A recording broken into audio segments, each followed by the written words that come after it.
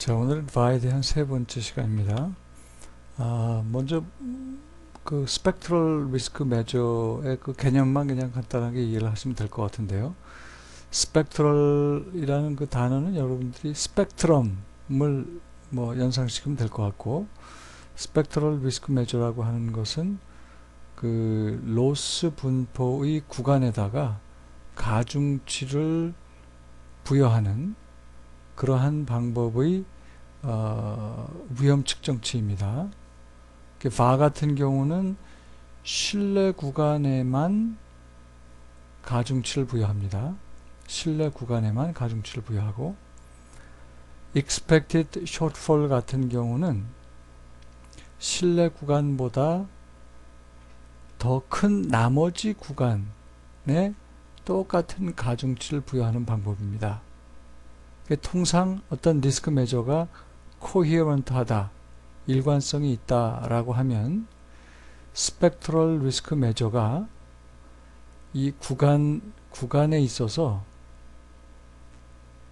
그 가중치를 부여하는 그 가중치가 non-decreasing 해야 돼요. 그러니까 뭐 결론적으로 얘기를 하면은 expected shortfall 같은 리스크 매저는 스펙트럴 리스크 매저이면서 이 조건을 만족한다라고 보는 거죠.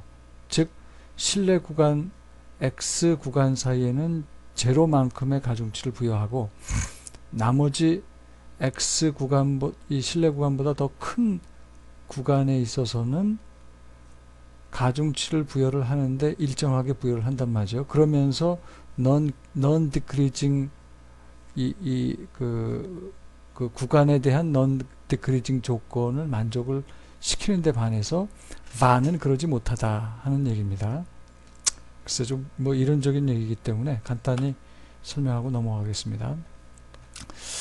정규 분포 가정을 우리가 많이 하는데요. 그 수익률 분포가 통상 정규 분포고 민 제로고 서로 독립적이다. 이럴 경우에 이제 바는 99% 실내 구간 가정을 할 경우에 시그마에다가 2.33을 곱해주면서 바 계산이 됩니다. 만약에 하루에 바가 계산이 됐다고 할 경우 t 기간 동안의 바라고 하면은 여기다가 하루 계산한 바에다가 루트 t를 곱해주면 돼요.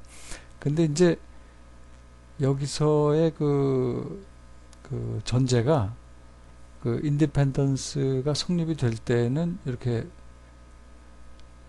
스퀘어 루트 t를 곱해주는 걸로 t 기간 중에 바 계산을 하면 됩니다. 그런데 만약에 인디펜던스가 깨졌다 할 경우에는 오토 코릴레이션을 고려를 해줘야 되는데, 그럴 경우에는 이렇게 복잡한 공식으로 표현이 됩니다. 그래서 그 인디펜던스가 가정이 될 경우는 예를 들어서 tday 바는 하루의 바에다가 스퀘어 루트 t를 곱한 것으로 계산을 해준다. 만약에 인디펜던스 가정이 깨지면 이렇게 복잡한 공식을 고려를 해야 된다 하는 정도로 이야기를 드리겠습니다.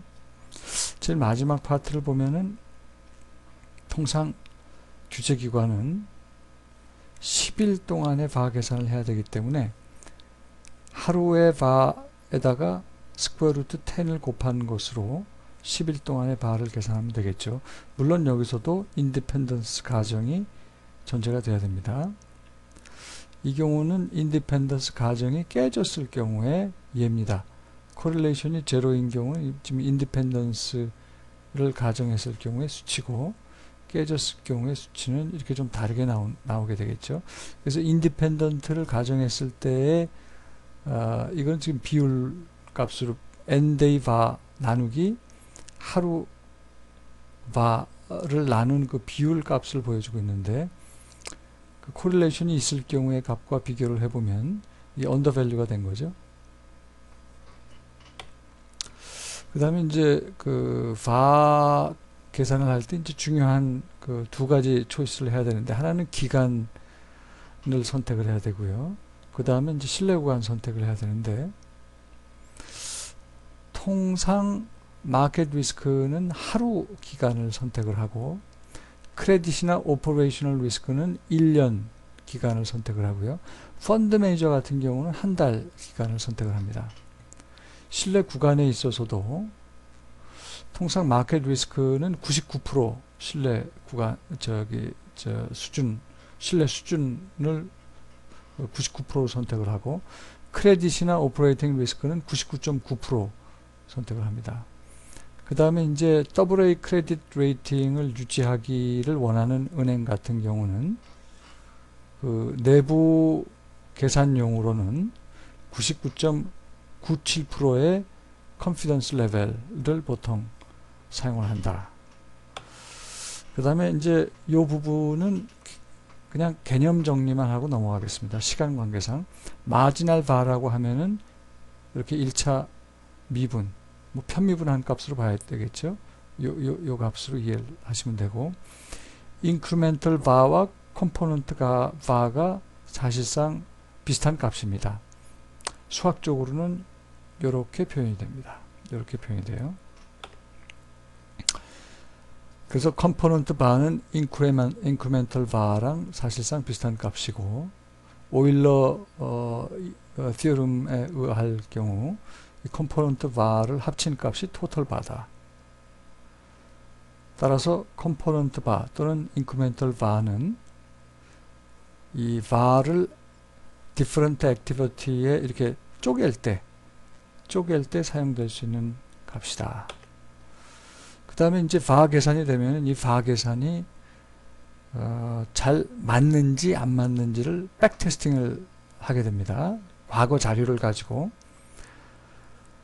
그 백테스팅을 하게 되는데, 글쎄요, 이것도 이제 보통 엄밀하게 얘기하면은 이 바 값을 백테스팅 할 때 전제가 되는 것은 포트폴리오 컴포지션에 체인지가 없다는 것을 가정하고, 그 다음에 바와 그 포트폴리오 그 변화 과거 자료에서 나오는 값들을 비교를 하는 게 이게 맞는 거죠. 그렇지만 실제로 많은 규제기관에서는 이것과 함께 실제 actual change in portfolio value를 비교할 것을 요구를 하고 있습니다. 그래서 그 모델이 잘 맞으려면 바로 그 과거 자료를 가지고 백테스팅을 했을 때 바가 대부분 다 통과가 돼야 되겠죠. 그런데 이제 통과가 안 될 경우는 다음과 같은 두 가지 방법으로 판단을 하는데, 하나는 요런 계산을 해 가지고 이 값이, 이게 확률 값입니다. 5% 이상이 되면은 통상 바 계산한 값이 적절하지 않다라고 판단을 합니다. 자, 이거는 시간 관계상 읽어보시고요. 또 하나는 이 번칭이라는 것은 바 계산한 값의 그 비기스트 로스를 넘어서는 그 자료가 백테스팅해서 이렇게 모여 있을 때, 이 모여 있으면 안 되거든요. 그래서 모여 있는지 안 모여 있는지를 이 크리스토퍼슨이라는 사람이 이 카이스퀘어 테스트를 하는 건데, 검정통계량 값을 고안을 해냈어요. 그래서 이것에 의해서 번칭이 있으면 안 되는 거죠. 번칭이 있는지 없는지를 검증하는 방법에 의해서 바 모델이 백테스트에 의해서 좋은지 안 좋은지, 통과가 되는지 안 통과되는지를 판단할 수 있습니다.